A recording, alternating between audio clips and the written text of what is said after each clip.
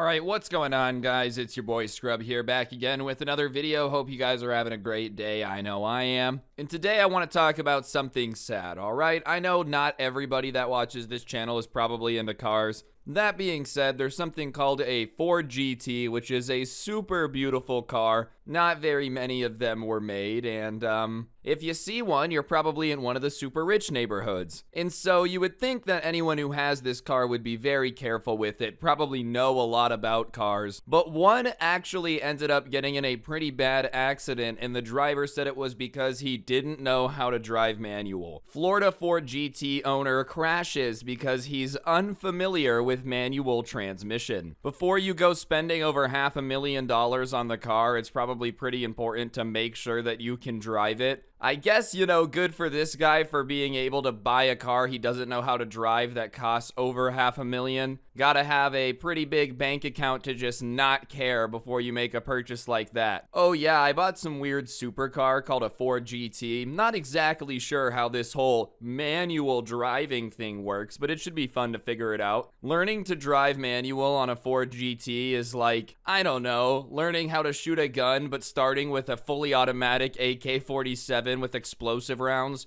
You could do it, but it's probably not the best place to start. If you don't know how to drive manual and you bought a Ford GT as an investment because they're super rare and they tend to go up in value, then I get it. It makes sense. But if it is an investment, then why are you driving it if you don't know how to? Is it one of those things where he's like, it's been sitting in the garage for a while. Maybe if I just take it for one quick spin. Yeah, well, that one quick spin quickly turned into probably totaled. I don't know for sure, but the car looks pretty messed up. I'm not a mechanic or anything, but I'll put a picture of it on screen now. Yeah, it definitely doesn't look too good. Like I said, I'm no mechanic, but I'm pretty sure if the tree ends up halfway into your engine bay, you're probably gonna have yourself a pretty not fun time replacing it or getting it fixed. If it can be fixed. I know there is a certain point once cars have been damaged where they're just SOL, totaled. He must have been embarrassed when everybody started coming out and taking pictures. He's like, look, let's not immortalize this moment too much, alright? But what do you expect? Everybody's gonna come take pictures of the $700,000 car that you just managed to crash right outside their house. They were just enjoying a nice family dinner, maybe eating some peas and carrots. Next thing you know, all they hear is, oh crap. Look out the window and see a supercar in this condition. Of course they're gonna grab their phone and take a picture. That's just the natural human reaction. A Ford GT owner in Boca Raton, Florida, crashed his recently purchased supercar into a tree Friday evening because he was unfamiliar with how to drive a stick shift, police say. The 50-year-old driver, Robert J. Guarini, told police he lost control after downshifting while leaving his housing development at 6 p.m., and this led to a head-on collision with a palm tree. He then told a nearby security worker he didn't have his phone and needed a ride back to the house, where he spoke to police via landline after leaving the vehicle unattended, police say. Before some smart aleck in the comment is like, why would he leave the car unattended? Simple. What is someone gonna do? Drive it? They can take pictures all they want. Hell, go ahead. Put your kids in the driver's seat, take a picture of him. It's not like it's gonna move anyways. He put a palm tree into the engine bay. Obviously, it sucks to be in a situation where you crash and probably total a $700,000 car, but it's also impressive to be in a situation where you have a $700,000 car and you're just driving it when you don't know how to drive it. Like, I don't know what Robert's doing, but clearly Robert's got a lot of money. Robert is just rolling in the bands. Maybe he owns a bank or something, Robert's Bank, where everybody goes and gives him money and he buys supercars he doesn't know how to drive. But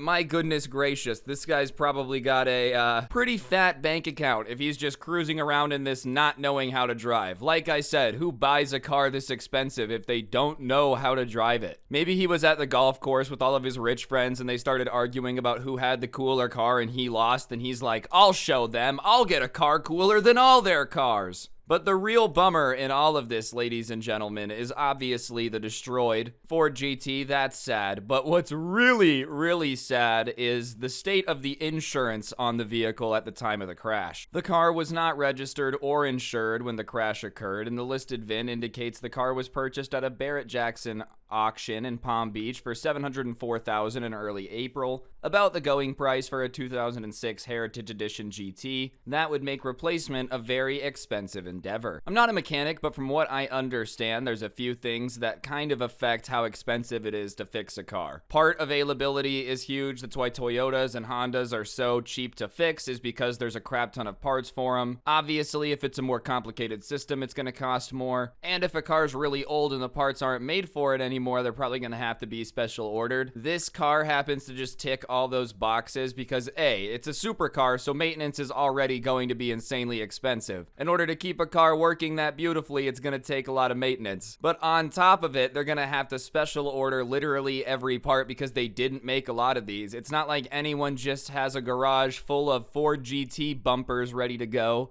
Oh, if he even can fix it, that's what's tragic, is like, odds are he's probably not going to be able to do a whole lot for it. Maybe because he's got so much money, he'll just be like, oh well, there was only so many made, I'm gonna put the money into fixing it. But even then, it becomes a salvage title that dramatically reduces the value of the car. So I don't really know what his plan is, but yeah, fixing it would be insanely expensive. And this is one of those cars I would have gotten insurance on right away. That's the first thing I do with all my cars in Grand Theft Auto, is go get full coverage insurance. If I got a real car worth $704,000, before I even left the auction house, I would have had it installed. Not that you install insurance, I mean get it, but whatever, same thing. You guys get what I'm saying. Like, he really said, I'm gonna go drive my $700,000 car that doesn't have any insurance. Sure, the odds of you crashing were low, but you didn't know how to drive the car, so it was probably worth having it on. Even if you just thought it was gonna be a quick trip around the block. You don't know how to drive stick, so it probably would have been worth it to just get some insurance in case. Cause now you're on the hook for a fat repair bill. Facebook user John Peddle's photos from the crash site show that the damage is limited to the front third of the car, and the hit was substantial enough to trigger multiple airbags and disable the vehicle. It's unclear how fast he was going when the crash occurred, but the GT slid far enough after hitting the tree that it blocked a nearby sidewalk. Well, I'm not gonna assume that if he has a Ford GT, he's driving it slowly. I don't think you buy a supercar to gingerly press on the gas pedal. Definitely the better option if you don't know how to drive the car. I'm not saying it was the good choice, but clearly crashing it in general was not the very good choice. You throw me behind the wheel of a supercar and I'm probably gonna hit the gas a little more than I expect to. Not only because, duh, supercar, but those things go fast. He probably went to press the pedal like he normally does in his Corolla. Nah, he doesn't drive a Corolla. He's probably in a Bentley or something. He probably went to press the gas pedal the same way and went like triple the speed, ended up slipping and sliding a little bit. Aw, crap, I gotta go home. I don't even have my phone. My wife's gonna kill me. His wife's waiting at home. For some reason, just like already outside, arms crossed, tapping her foot. What did you do? Nothing. You liquidated all of our kids' college funds to buy that car and you crashed it, didn't you? Didn't you? Honey,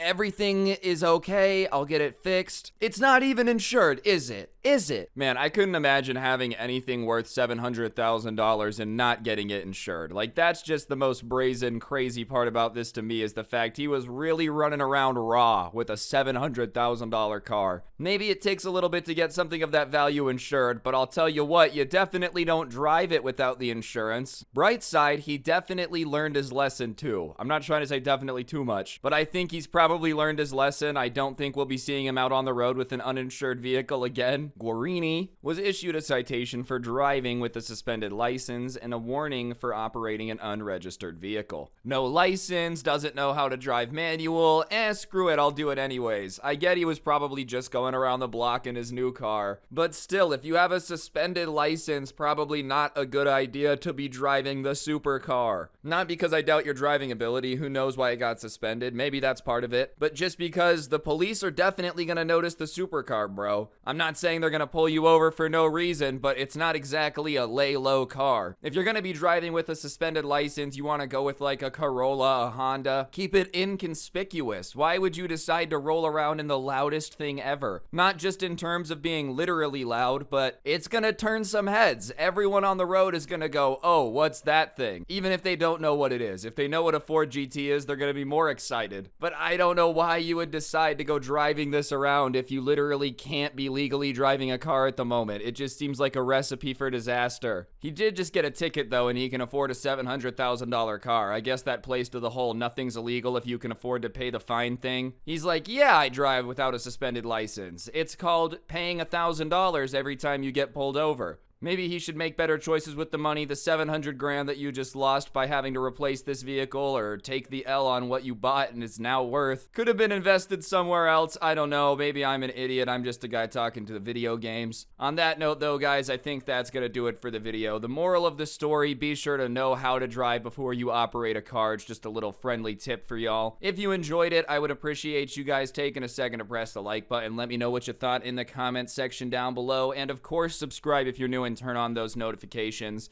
I've been posting 2 videos a day, baby, on the grind, so if you like consistent content, be sure to sub. And yeah, on that note, that'll do it. Thank you all so much for watching. Don't get anyone pregnant. If you do, make sure they're hot. I'm out. Peace.